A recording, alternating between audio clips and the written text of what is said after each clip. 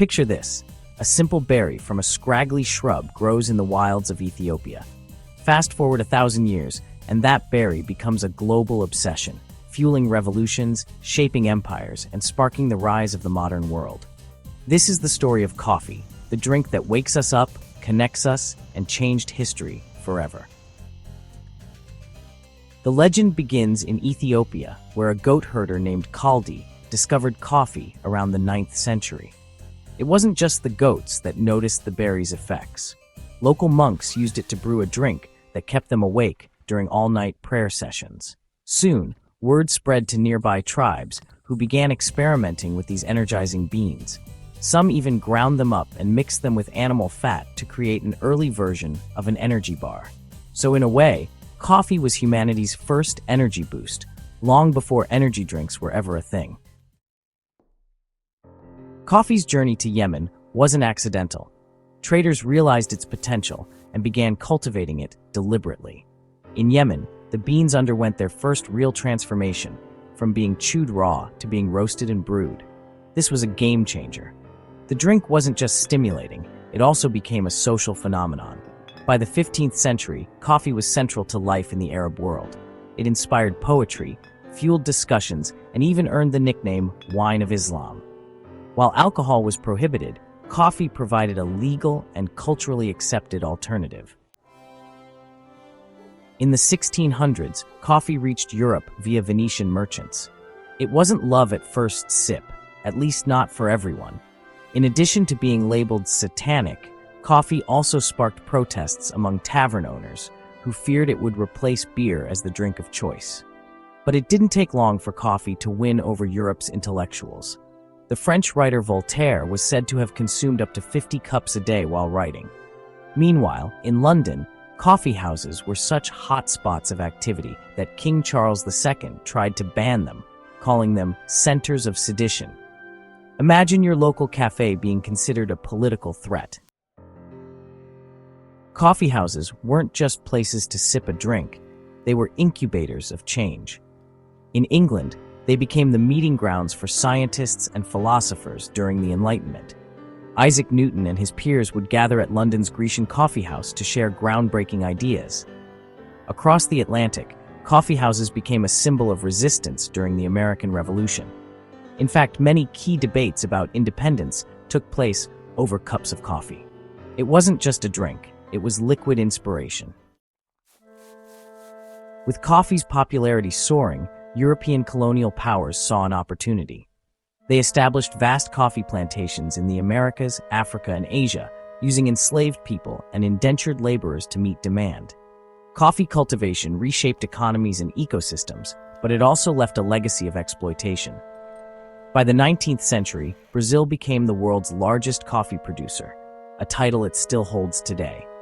While coffee brought wealth to nations, it also deepened global inequalities, a bitter truth behind this beloved beverage. Fast forward to the Industrial Revolution, when coffee became a staple for factory workers. It was cheap, accessible, and the perfect fuel for long shifts. In the 20th century, companies like Maxwell House and Nescafé revolutionized coffee by making it instant. Soldiers during World War II carried instant coffee rations, ensuring they had a taste of home wherever they were stationed. And then, in the late 20th century, Starbucks elevated coffee into an experience, turning a simple drink into a global phenomenon. Today, the coffee industry is worth over $100 billion, supporting millions of farmers, roasters, and baristas worldwide. Let's talk about the science behind coffee. That magical boost you feel? It comes from caffeine, a natural stimulant that blocks adenosine, the chemical that makes you feel sleepy. But did you know that coffee is also packed with antioxidants? Studies suggest it may lower the risk of diseases like Parkinson's and Alzheimer's. However, too much caffeine can lead to jitters, insomnia, and even dependency. So, while coffee is a gift, it's one to be enjoyed in moderation. Let's not forget about decaf coffee, a lifesaver for those who want the flavor without the buzz. The story of decaffeination begins in 1905 with a German coffee merchant named Ludwig Roselius. According to legend, a shipment of his coffee beans was accidentally soaked in seawater. While the caffeine was removed, the beans retained their flavor, inspiring him to develop the first commercial decaffeination process. Today, there are three main methods to remove caffeine. The first is the solvent method, which uses chemicals like ethyl acetate to extract caffeine.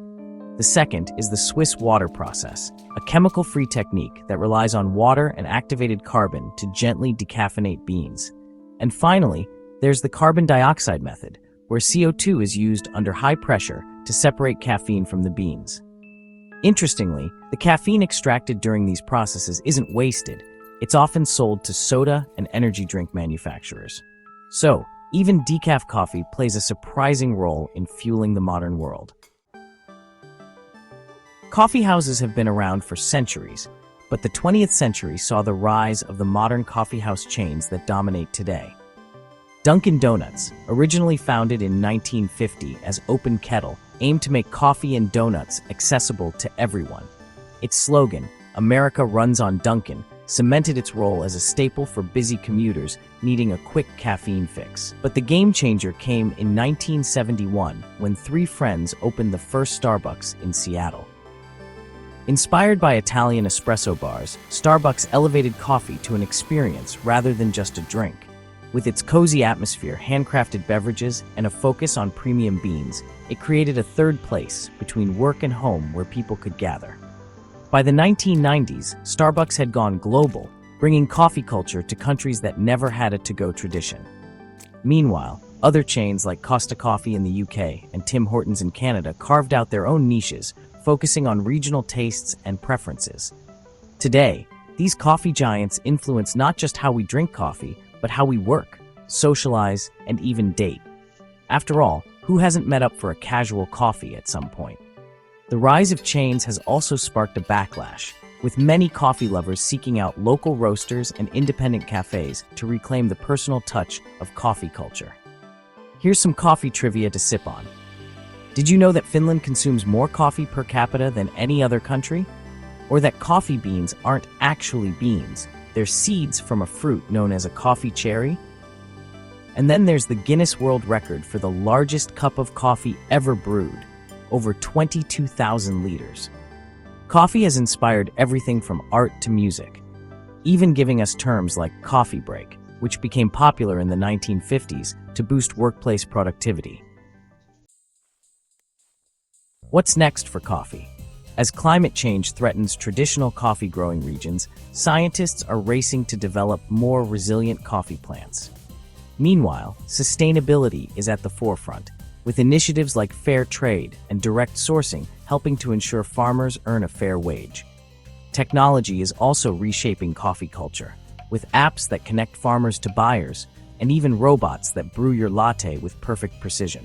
One thing's for sure, coffee will continue to adapt and thrive, just like it has for centuries. So the next time you sip your morning coffee, think about the journey it's been on. From a goat herder in Ethiopia to revolutionary thinkers, from colonial plantations to your local cafe, coffee is more than a beverage. It's history in a cup, fueling ideas, conversations, and connections for over 1,000 years. And that's a legacy worth toasting, or at least sipping. Thanks for watching. If you love uncovering the fascinating history behind everyday things, hit that like button, subscribe, and let us know your favorite coffee fact in the comments below. See you next time.